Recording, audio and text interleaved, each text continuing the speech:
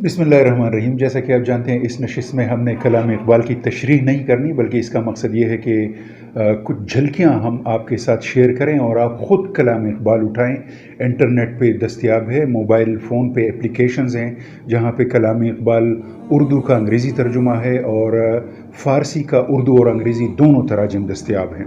इसी तरह की एक ऐप से आज हमने आपके लिए इंतखाब किया है अल्लामा इकबाल की एक बहुत मुख्तसर नज़म का, जिसकी बहुत बड़ी अहमियत है कई हवालों से। 1920 के आसपास जब तुर्क हिलाल अहमर का एक वफ़द लाहौर आया हुआ था और लाहौर की बादशाही मस्जिद में उन्होंने नमाज़ पढ़ी और अल्लामा साहिब उस मौके पर मौजूद थे, तो बाद में उस नमाज के हवाले से शायद तुर्क वफ़द के किसी रुकन से उनकी गुफ्तगू हुई थी और उसी गुफ्तगू को उन्होंने मंजूम अंदाज में पेश किया है, ग़ुलामों की नमाज।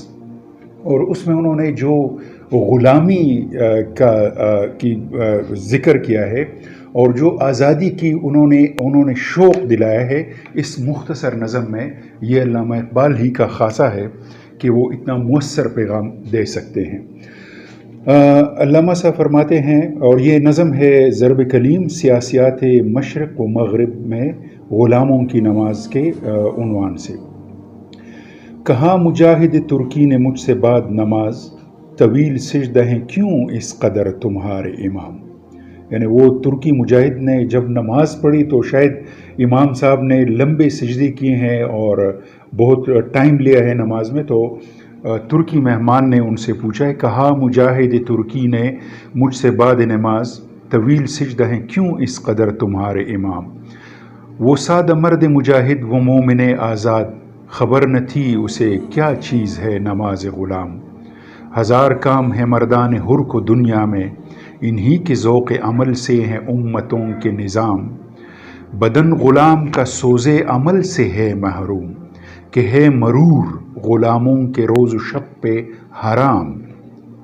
तवील सिजद अगर हैं तो क्या ताज्जुब हैं, वराए सिजद गरीबों को और क्या है काम।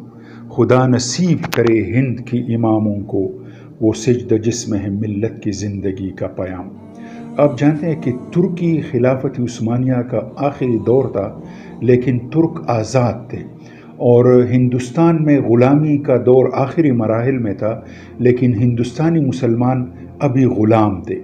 तो जब मुजाहिद तुर्की ने नमाज की तवालत पर ताज्जुब का, हैरत का इज़हार किया, तो अल्लामा इकबाल कहते हैं कि वो एक सादा सा मुजाहिद आदमी था, उसको मालूम ही नहीं कि ग़ुलामों की नमाज कैसे होती है, आज़ाद लोगों की नमाज में क्या फ़र्क होता है।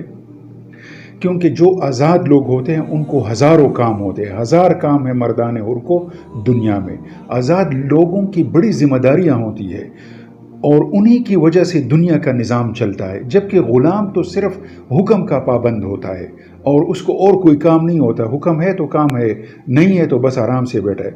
बदन ग़ुलाम का सोज़े अमल से है महरूम, अमल का जो मज़ा है, ग़ुलाम उस मज़े से ना आशना है, क्योंकि वो सिर्फ़ हुक्म की तामील करता है और अमल जो अंदरूनी एक जज्बे के तहत हो, उसका मज़ा कुछ और है, जिससे ग़ुलाम नाआशना है। कि है मरूर ग़ुलामों के रोज़ शब पे हराम, ग़ुलामों की रोज़ और शब एक जैसे होते हैं। आज़ाद का हर दिन एक नया दिन होता है, उसकी हर शब एक नई शब होती है। तवील सिजद अगर हैं तो क्या ताज्जुब है, अगर हिंदुस्तान के लोग बरसग़ीर के मुसलमान लंबी नमाज़ें पढ़ते हैं तो इस पे हैरान न हो। वराए सजद गरीबों को और क्या है काम। इन गरीबों को इस इबादत के अलावा, इस नमाज और सजदे के अलावा, इन्होंने इकबाल ने एक चोट भी लगाई कि इनको सजदों के अलावा और कोई काम नहीं है, ये आका के सामने सजदरेज़ हैं और कोई काम नहीं है।